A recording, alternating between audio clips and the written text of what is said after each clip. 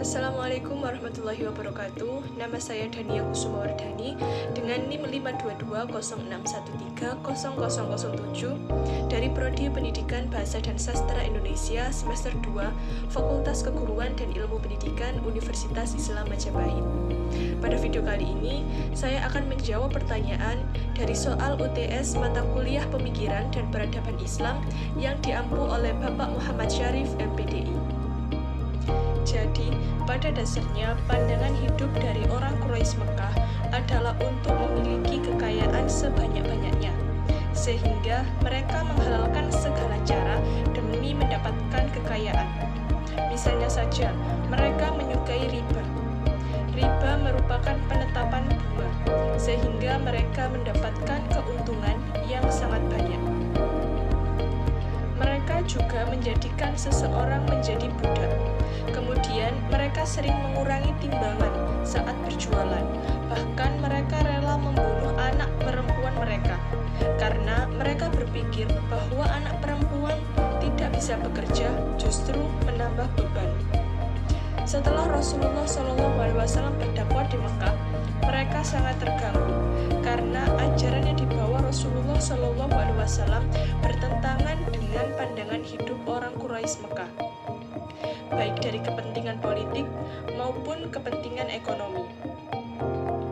Hal ini dikarenakan pandangan hidup mereka, yakni yang pertama bersifat materialisme, merupakan tujuan hidup untuk memiliki harta atau kekayaan sebanyak-banyaknya. Kedua, kapitalisme, pandangan hidup untuk mendapatkan keuntungan yang banyak dari modal sekecil-kecilnya. Yang ketiga, paganisme, merupakan penyembahan terhadap berhala atau menjadikan berhala sebagai perantara permohonan kepada Tuhan. Menurut mereka, Tuhan harus menghasilkan uang, untuk itu mereka membuat berhala. Hal ini juga dikarenakan pengaruh dari kapitalisme. Dan yang keempat, hedonisme, merupakan pandangan bahwa kesenangan adalah tujuan hidupnya, sehingga mementingkan kepentingan dunia daripada kepentingan akhirat. Terdapat beberapa kepentingan ekonomi politik orang Quraisy yang bakal terganggu jika agama yang dibawa oleh Rasulullah dipeluk oleh masyarakat Mekah.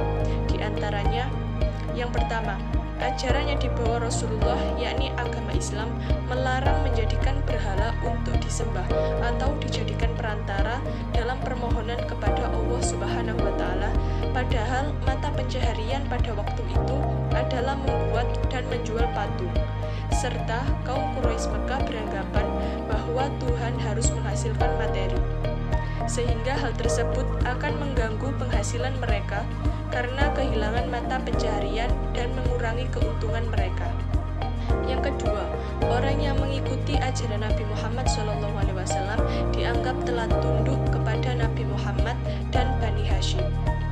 Pada masa itu, di Mekah terjadi perebutan kekuasaan antar suku, sehingga banyak suku lain yang menentang ajaran agama Islam.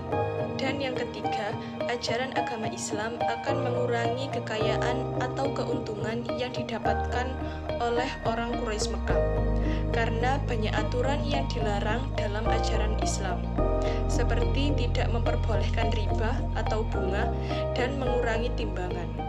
Kebenaran ajaran agama Islam sangat sulit diterima oleh kaum Quraisy Mekah, karena akal pikiran mereka sudah tertutupi.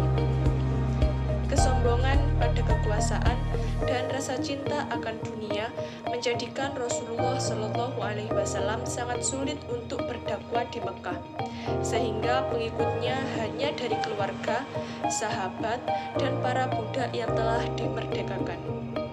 Dan itu tadi jawaban dari soal nomor 1 yang dapat saya berikan. Semoga video ini dapat menambah pengetahuan bagi yang menonton, dan semoga jawaban ini mendapatkan hasil yang terbaik. Serta saya mohon maaf bila terdapat kata yang kurang berkenan di hati. Cukup sekian dari saya. Wassalamualaikum warahmatullahi wabarakatuh.